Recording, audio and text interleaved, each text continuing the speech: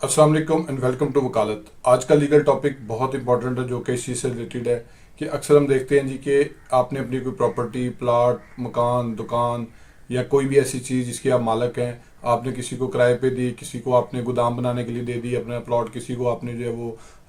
अपना जो दुकान है वो अपना कारोबार करने के लिए दे दी, किसी को आपने घर जो है वो रहायशी पर्पज़ के लिए दे दिया। लेकिन किराएदार जो है वो उस प्रॉपर्टी पे अब कब्जा करके बैठ गया। वो आपकी प्रॉपर्टी जो है वो छोड़ने को तैयार नहीं है और उसमें जो है वो दो तीन और डिफ़ॉल्ट भी कर रहा है। उसमें नंबर वन पे ये है कि वो आपको किराया नहीं दे रहा, दूसरा ये कि वो बिजली के बिल या पानी के बिल जो आपके आ रहे हैं उसको वो प्रॉपरली अदा नहीं कर रहा, और उसकी वजह से जो है वो आपकी प्रॉपर्टी जो है वो डिस्प्यूट में आती जा रही है, क्योंकि आपका अनकरीब जो है वो बिजली का कनेक्शन मुनक़ता कर सकते हैं वो, और वो जो है वो किसी दूसरे तरीके से बिजली को वो यूज़ कर रहा है, वो सोलर लगवा के यूज़ कर रहा है या किसी भी वाले से कर रहा है, लेकिन वो बिल जो है वो अदा नहीं कर रहा। तो इस सिलसिले में जो है वो अगर आपने उस किराएदार को वहाँ से बाहर निकालना है तो क्या प्रोसीजर जो है वो हमारे कानून में दिया गया है, स्टेप बाय स्टेप मैं आपको बताऊंगा। बड़ी इंपॉर्टेंट वीडियो है, आपको डिटेल प्रोसीजर में बताऊंगा, एंड तक जरूर देखिएगा। अपनी वीडियो शुरू करने से पहले मैं आपसे रिक्वेस्ट करूंगा, मेरे फेसबुक पेज को लाइक करें, यूट्यूब चैनल को सब्सक्राइब करें, ताकि लीगल टॉपिक पे इसी तरह एडवाइस मैं आपसे शेयर करता रहूँ। अब आ जाते हैं अपने टॉपिक की तरफ कि अगर कोई शख्स जो है वो आपकी प्रॉपर्टी पे कब्जा कर लेता है और उसका जो स्टेटस है वो बतौर किराएदार है,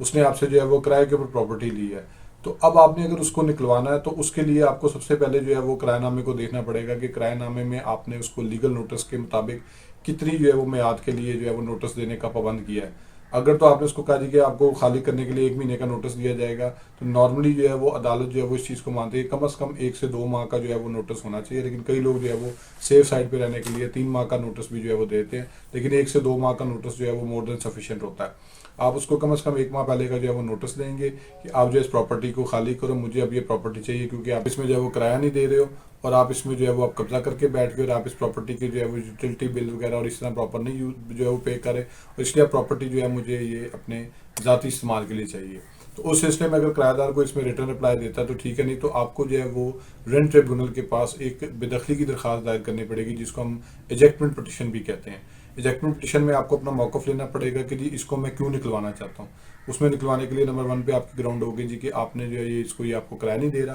दूसरा ये होगा कि आपको ये प्रॉपर्टी अपने पर्सनल यूज़ के लिए चाहिए बतौर मालक। तो उसमें जो है वो जैसे ही आप इसको बेदखली की दरख्वास्त को दायर करेंगे, अदालत जो है वो दूसरी पार्टी को नोटिस कर देगी किराएदार को। अब किराएदार जैसे ही आएगा, अदालत उसमें जो है वो उसको टू फोल्ड जो है वो तरीके से ऑर्डर देगी जी कि आप जो है इसकी लीव टू कंटेस्ट फाइल करें कि आपको इस केस को दफा करने का हक भी मौजूद है कि नहीं। उसकी बेसिक वजह यह है कि इसका प्रोसीजर थोड़ा सा डिफरेंट नॉर्मल सिविल केसेस इसलिए होता है क्योंकि ये स्पेशल लॉ है। स्पेशल लॉ में जो है वो इतना ज़्यादा डिले नहीं किया जाता। अदालत को वो जो ऐसे ही जो है वो लीव टू कंटेस्ट जो है वो जमा करवाएगा। अदालत उसमें दो तीन चीज़ें देखेगी। नंबर वन पे कि जो शख्स इसकी एजेक्टमेंट पटिशन करवा रहा है या जो इसको जो है वो बेदखल करवा रहा है, आया वो इस प्रॉपर्टी का मालिक है या नहीं है, और किरायानामा उसके नाम से बतौर मालिक है या नहीं है। दूसरे नंबर पे कोर्ट देखेगी जी कि आया जो है वो अगर चेक के जरिए या बज़ाहिर जिस तरीके से भी मोड ऑफ पेमेंट था, इसको जो है वो किराया बाकायदगी से अदा किया जा रहा है या नहीं। इवन अदरवाइज ये है तीसरी जो सबसे इंपॉर्टेंट बात है कि जी मालम खाने का जी मुझे अब अपनी ज़ाती ज़रूरत के लिए चाहिए और उसकी किरायानामा जो है वो एक्सपायर हुआ या नहीं हुआ। चौथी चीज़ जो है वो ये देखी जाएगी।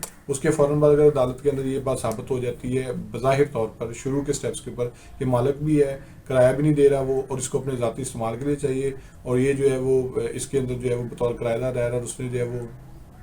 उसकी टेनेंसी को जो है वो इनकार नहीं किया है, तो उसके बाद जो है वो अदालत उसको जो है बेदखली का ऑर्डर स्ट्रेट अवे भी कर सकती है। लेकिन अगर इसमें कोई डिस्प्यूट आ जाता है, अमाउंट का डिस्प्यूट आ जाता है, किराए का डिस्प्यूट आ जाता है, मालिक का डिस्प्यूट आ जाता है, प्रॉपर्टी का मालिक कोई और है या वो किरायानामा किसी और के नाम से हुआ, उस पर भी मेरी एक वीडियो है अलग से। तो इन सारी चीज़ों की वजह से जो है वो उसको फिर इशूज़ के अंदर कोर्ट ले जाती है और फिर वो एक ट्रायल के बाद ही जो है वो अदालत फैसला करती है। लेकिन अगर उसमें मलकियत क्लियर हो, किरायानामा क्लियर हो, मोड ऑफ पेमेंट क्लियर हो, तो अदालत जो है वो उसको किरायानामा जो किरायानामे के मुताबिक जो है वो किराया जो है वो अदालत में जमा कराने का हुक्म दे देती है। और अगर उसमें जो है वो किराया जमा नहीं करवाता जब तक केस का फैसला नहीं होता, तो उसमें जो है वो कोर्ट स्ट्रेट अवे जो है वो उसका बेदखली का ऑर्डर जो है वो पास कर सकती है। अब ये एक छोटा सा प्रोसीजर था, मैंने आपको जो बताया कि अगर जो है वो किराएदार आपकी जो प्रॉपर्टी को खाली नहीं कर रहा तो उसको किस तरीके से जो है वो बेदखल करवाया जाए। होप सो आपको ये वीडियो पसंद आई होगी। मेरे फेसबुक पेज को लाइक करें, यूट्यूब चैनल को सब्सक्राइब करें, ताकि लीगल टॉइस से इस तरह मैं एडवाइस आपसे शेयर करता रहूँ। Thank you for watching.